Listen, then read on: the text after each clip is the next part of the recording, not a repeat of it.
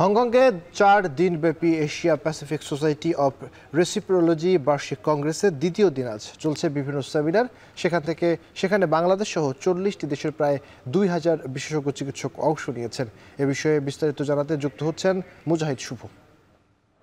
পৃথিবীর কোথাও না কোথাও এপিএসআর কংগ্রেসটি আসলে হয় এবং বাংলাদেশ থেকে এবার যেমন ২ শতাধিক চিকিৎসক লক্ষ্যবাদী বিশেষজ্ঞ যুক্ত হয়েছে, একই সঙ্গে কিন্তু অন্যান্য বছর যুক্ত হন।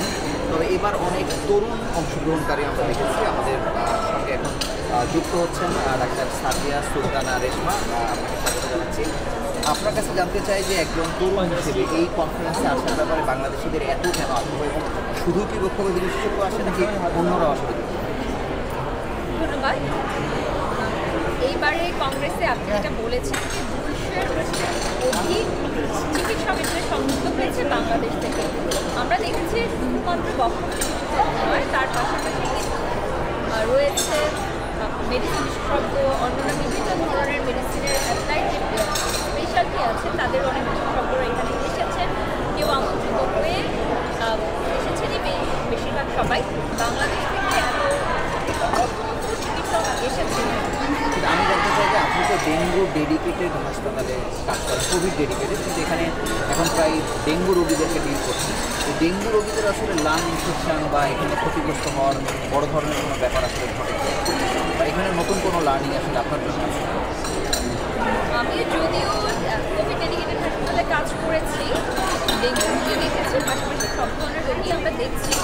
এবং যেহেতু আমি বক্তব্য নিয়ে কাজ করি, আমার কাছে বক্তব্য যে সমস্যাগুলো হয় বিভিন্ন ধরনের সংক্রামক রোগে, সেই ধরনের রোগীরাই বেশি আসে।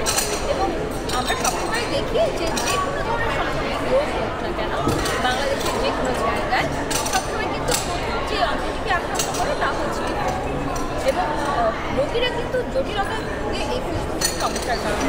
এই কনফারেন্স থেকে এমন কিছু নিয়ে যাচ্ছেন যেটি আসলে রোগীরা আরোগ্য লাভের ক্ষেত্রে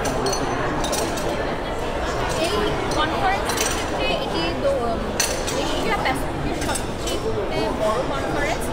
এই সম্মেলনে শুধুমাত্র কিন্তু এশিয়া প্যাসিফিক নয়, আমরা দেখছি ইউরোপের বড় বড় মুখগুলো এখানে এসেছে, আমেরিকার বড় বড় মুখগুলো এখানে এসেছে। তাদের কাছ থেকে সরাসরি শিখতে পারছি, আমরা সরাসরি শিখতে পারছি যে লেটেস্ট আপডেট। আমি খুব সংক্ষেপে শুধু জানতে চাইবো যে আপনি এবার একটি পোস্টার প্রেজেন্ট করছেন, সেখানে কি আছে এবং এতে আসলে কি জানাতে এসেছেন বিশ্ববাসী?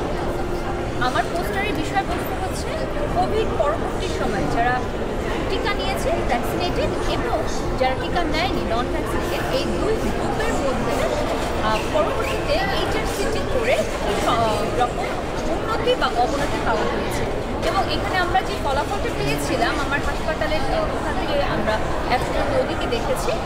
আমরা দেখেছি যে যারা কোভিড ভ্যাকসিন নিয়েছে তাদের পরবর্তীতে কোভিড আক্রান্ত হলেও তাদের কিন্তু জটিলতাটা কম হয়েছে, আক্রান্ত হয়েছে সেই পরিমাণটা কম। সেই ব্যাপারটি আমরা এখানে জানাতে এসেছি এবং আমরা সেই সাথে জানতেও চাই যে আমাদের এই যে ফলাফলটি এসেছি তার সাথে বিশ্বের যে অন্যান্য জায়গায় যে ফিডব্যাকটা সেটা কি সমান কিনা। আচ্ছা, আপনাকে অসংখ্য ধন্যবাদ আমাদের সঙ্গে যুক্ত হওয়ার জন্য।